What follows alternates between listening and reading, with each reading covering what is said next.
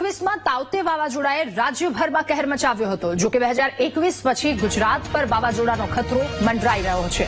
આગામી અઠવાડિયામાં રાજ્યમાં વાવાઝોડાની હવામાન નિષ્ણાંત અંબાલાલ પટેલે આગાહી વ્યક્ત કરી છે. હાલ અરબ સાગરમાં ખતરનાક વાવાઝોડું સક્રિય થયું છે. આગામી 22 મેથી વાવાઝોડાની અસર મુંબઈ સહિતના તટીય ક્ષેત્રોમાં વર્તાવા લાગશે. 24 અને 30 મે સુધીમાં રાજ્યમાં ગાજવીજની સાથે વરસાદ વરસવાની આગાહી વ્યક્ત કરવામાં આવી છે. આ વખતે પણ મે માસમાં અરબ સાગરમાં ભારે હલચલ જોવા મળશે. મુંબઈ અને ગોવા વચ્ચે એક સિસ્ટમ બનતી જોવા મળશે. ધીરે ધીરે આ સિસ્ટમ મજબૂત બનીને વાવાઝોડું બનવાની શક્યતા રહેશે. આ વાવાઝોડું ખતરનાક હશે અને ત્યાંની ગતિ લગભગ ધીરે ધીરે 100 કિલોમીટર પર અવરની કે ક્યારેક 150 કિલોમીટર પર અવરની ક્વચિત થઈ શકે. એટલે જ્યારે સમુદ્ર જાણે વલોવાતો હોય તેવું જણાશે. ભયસૂચક સિગ્નલો લાગી જશે, પરંતુ આ વાવાઝોડું જબરજસ્ત હશે અને ભયસૂચક સિગ્નલો પ્રમાણે અથવા હવામાન ખાતું જે પુષ્ટિ કરે તે પ્રમાણે દરિયા ખેડૂતોએ સાવધ રહેવું ઈચ્છે છે, કારણ કે દરિયો જાણે વલોવાતો હશે તેવું જણાશે. એટલે તારીખ 24 થી 28માં લગભગ મુંબઈ અને મહારાષ્ટ્રના ભાગોમાં તો 15 થી 20 ઇંચ જેવો વરસાદ ખાબકી શકવાની શક્યતા રહેશે, પણ દક્ષિણ ગુજરાતમાં પણ અતિભારે વરસાદ થવાની શક્યતા રહેશે. કોઈ ભાગમાં જળબંબાકાર જેવી સ્થિતિ ઊભી થઈ શકે. નાની નદીઓમાં સામાન્ય હળવું પૂર જેવી પણ સ્થિતિ બની શકે. અને તો જૂનાગઢ, અમરેલી, ભાવનગર, ગીર સોમનાથ અલગ અલગ જગ્યા પર વરસાદની આગાહી વ્યક્ત કરવામાં આવી છે. મધ્ય ગુજરાતમાં પણ ધોધમાર વરસાદની શક્યતા છે. અમદાવાદ, ગાંધીનગરના હવામાનમાં પણ પલટો આવી શકે એ પ્રકારની પરિસ્થિતિ છે. હવે પરિસ્થિતિ શું છે? એક તરફ વરસાદની આગાહી વ્યક્ત કરવામાં આવી છે, બીજી તરફ વાવાઝોડાને લઈને પણ ખતરો છે. વધુ માહિતી મેળવીશું ન્યૂઝરૂમથી લાઈવ સહયોગી અંકુર આપણી સાથે જોડાયા છે. એમની પાસેથી માહિતી મેળવીશું રાજ્યભરમાં કયા પ્રકારની પરિસ્થિતિ છે. અંકુર, એક તરફ આગાહી વ્યક્ત કરવામાં આવી છે, વરસાદ વરસશે રાજ્યભરમાં, સાથે તટીય વિસ્તાર કે જ્યાં વાવાઝોડાની પરિસ્થિતિ 40 થી 50 કિલોમીટર પ્રતિ કલાકની ઝડપે પવન ફૂંકાવાની શક્યતા વ્યક્ત કરવામાં આવી છે. પરિસ્થિતિ શું રહેશે એકવાર વિંડીના માધ્યમથી સમજાવશો અંકુર? Over to you. બિલકુલ. હવે આજે તો રાજ્યના હવામાન વિભાગે કહ્યું છે કે લગભગ રાજ્યના 15 જિલ્લામાં વરસાદી માહોલ રહેવાનો છે.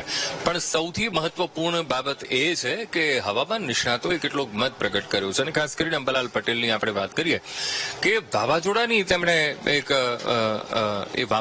તેમણે વાત કરી છે કે ભાઈ વાવાઝોડું એ આવી શકે છે. લગભગ 22-24 તારીખની વચ્ચેથી વાવાઝોડું બનવાનું શરૂ થશે, અને ત્યારબાદ 29 તારીખ કે જ્યારે ગુજરાતનો જે તટીય પ્રદેશ છે એ ખાસ ત્યાં એ વાવાઝોડાની અસર એ વર્તાઈ શકે છે.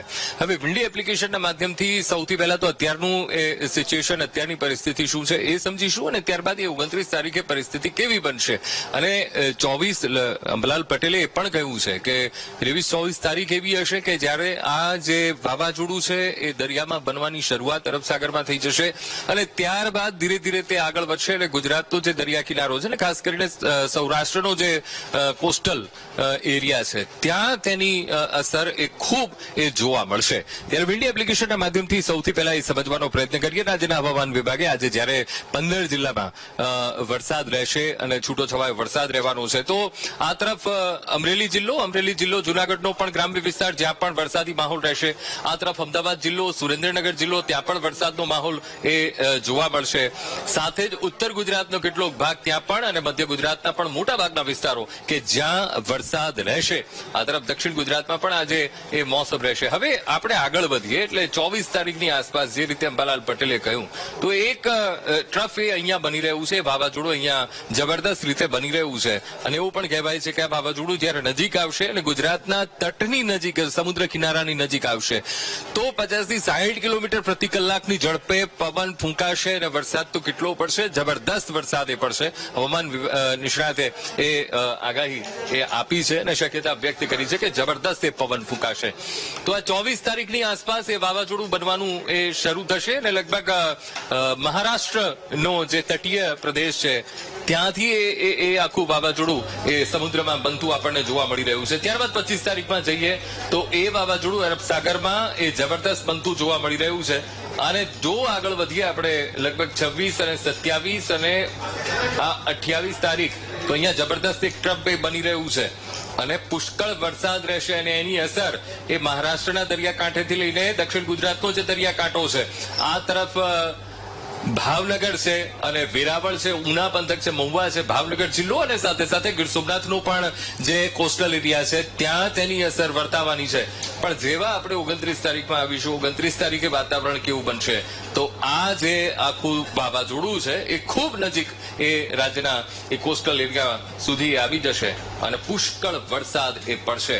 અને આ વાવાઝોડું એ ગુજરાતનો જે આ દરિયા કિનારો છે, ખાસ કરીને કોસ્ટલ એરિયા છે, એ કોસ્ટલ એરિયાને ઘમરોડ છે. 30-31 તારીખ અને સાથે જ 31 તારીખમાં ગીર સોમનાથ જિલ્લો છે, સાથે સાથે ભાવનગરનો કેટલો કઈ તટીય વિસ્તાર છે.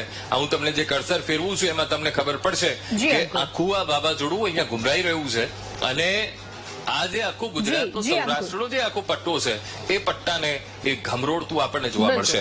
હવે આપણી સાથે મારા સહયોગી જોગલ નાથા પણ જોડાયા છે. શનિવારે જુનાગઢ કૃષિ યુનિવર્સિટી અને જ્યાં રાજ્યના 54 જેટલા હવામાન નિષ્ણાતોની એક મીટ હતી, ત્યારે તેમનો અનુભવ એ ત્યાં ઉપસ્થિત હતા. ત્યાં કેવી ચર્ચા થઈ હતી, હવામાન નિષ્ણાતોએ ચોમાસાને લઈને શું કહ્યું હતું, એ થોડું સમજી લઈએ. જોગલનાથ.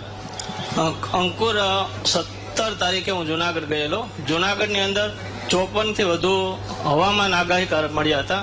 આમ તો એ પરંપરાગત આગાહી કરે છે, બાપ દાદાથી જે લોકો જોતા હોય છે એમની આગાહી હોય છે. અને એમનું એવું કહેવું હતું આ તમામ લોકોનું કે આ વર્ષે જુલાઈમાં વાવણી થશે, જૂન મહિનામાં થોડોક વરસાદ ઓછો પડશે, શરૂઆતમાં વાવાઝોડાનું રહેશે, ઓગસ્ટમાં વરસાદની ખેંચ રહેશે, સપ્ટેમ્બર અને છેલ્લે વરસાદ સારો રહેશે. ગુજરાતમાં ગઈ વર્ષની સરખામણીમાં આ વર્ષે થોડો વરસાદ થશે એવું એમનું કહેવાનું હતું.